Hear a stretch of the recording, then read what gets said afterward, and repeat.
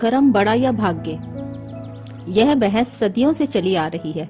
कर्म और भाग्य एक दूसरे के पूरक माने गए हैं।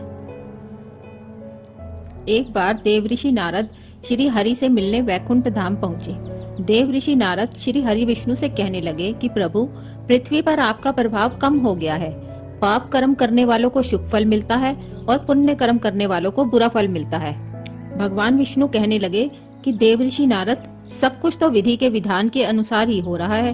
नारद जी कहने लगे कि मैं पृथ्वी पर देखकर आया हूँ कि पुण्य कर्म करने वालों को बुरा फल मिला और पाप कर्म करने वालों को अच्छा फल मिला। श्री हरि कहने लगे कि आपने पृथ्वी पर ऐसी कौन सी घटना देखी है, विस्तार से कहें। नारद जी कहने लगे कि प्रभु, एक गाय दलदल में फंसी हुई थी। एक चोर वहां आया, वह गाय को बाहर निकालने की बजाय उस पर पैर रखकर दूसरी ओर चला गया। वहां उसे स्वर्ण सिक्कों से भरी थैली मिली। कुछ समय पश्चात वहां एक ब्राह्मण आया। उसने पूरी ताकत लगाकर गाय को दलदल से बाहर निकाल दिया। आगे जाकर उसे ठोकर लगी और वह गड्ढे में गिर गया। गिरने के कारण उसे चोट लग गई। प्रभु, यह आपका कैसा न्याय है? भगवान विष्णु कहने लगे कि जो भी हुआ नारद जी, न्याय संगत ही हुआ। उस चोर के भाग्य में खजाना लिखा था, लेकिन इस पाप कर्म के कारण उसे केवल एक थैली स्वर्ण मुद्राएं ही मिली।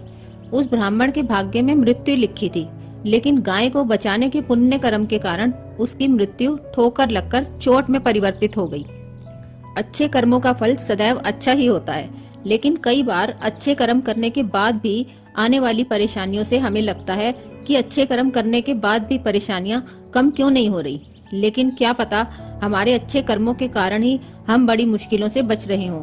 कर्म फल ऐसी फसल है कि जो बोएंगे वही काटेंगे। इसलिए अच्छे कर्म करें, जिससे भाग्य को भी बदला जा सकता है।